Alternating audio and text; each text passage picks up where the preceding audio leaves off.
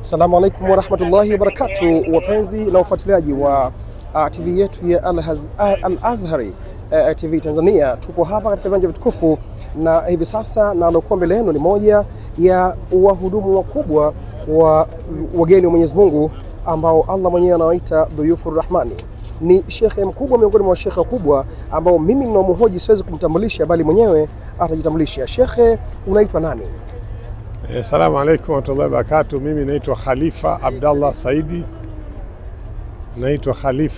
Saidi. Nikitokea Zanzibar. Naam, Sheikh Khalifa, upo hapa kama haji tu au uko hapa kama haji na mratibu au mnadhimu au mmiliki wa moja ya makampuni ya kusafirisha mahujaji?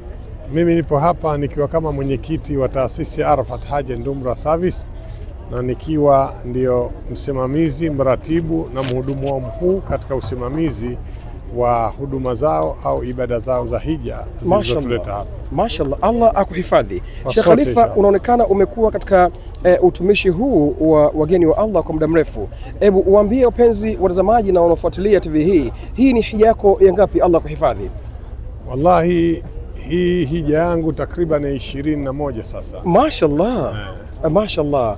Na katika miaka yote ambayo umekuwa unakuja hapa, nini siri ya kuwa unakuja mfululizo wakati kuna watu maisha yao hajawahi hata kuiota hiyo Makka? Wallahi suala la ibada ya hija ni nguzo katika nguzo za Uislamu. Na wengi katika miongoni mwetu hatujafahamu kama hii ni nguzo katika nguzo za Uislamu, na inatuwajibikia kila Muislamu kuja kuitekeleza nguzo hii. Kama vile Allah subhanahu wa ta'ala alivyosema, wala tamutuna ila wa antum muslimina. Kwa kweli tusife sisi hali ya kuwa si Waislamu. Kwa hiyo usahihi wetu ni kutekeleza nguzo zote 5 ili tukifa hali ya kuwa tumetimiza.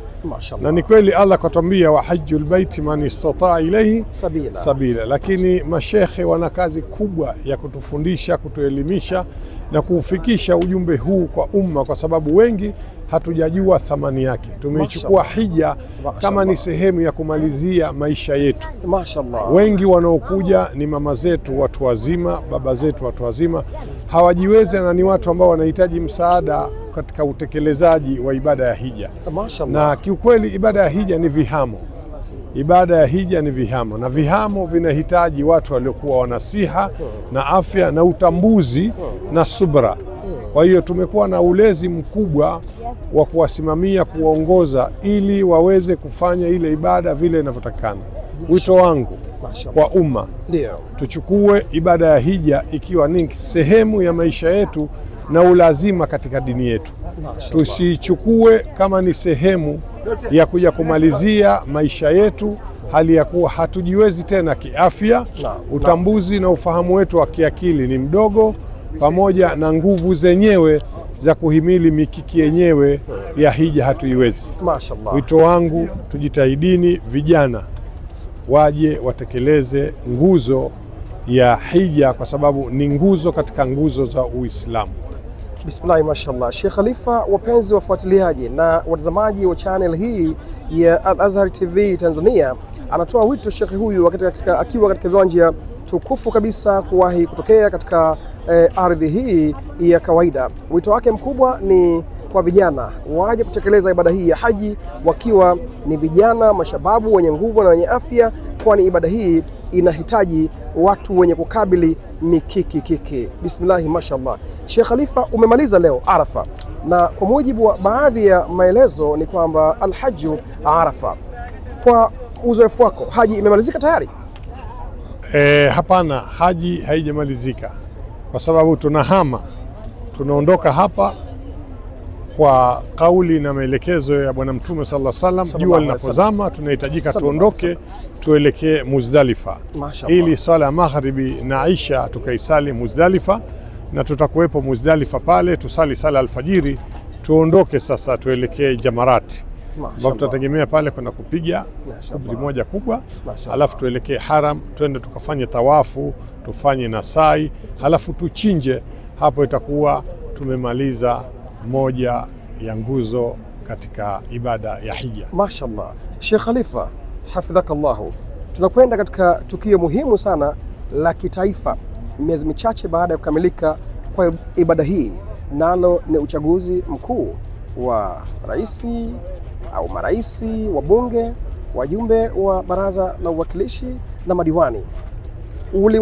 Uliliombea taifa? Wallahi, kuiombea nchi na kuombea viongozi wa nchi ni sehemu ya wajibu wetu sisi katika Uislamu. Mashaallah. Kwa sababu kukiwa hakuna amani, hakuna ibada inayoweza kufanyika.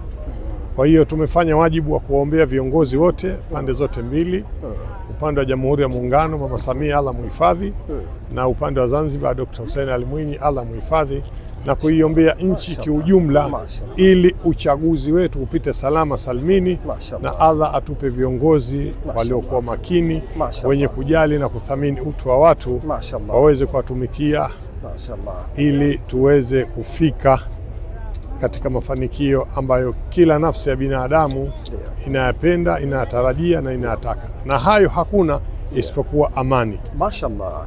Nikifahamu, na kama nimefahamu vyema na nikikosea utanyoosha, ni kwamba katika mazungumzo yako unakusudia mama na dokta mitano tena. Niko sahihi?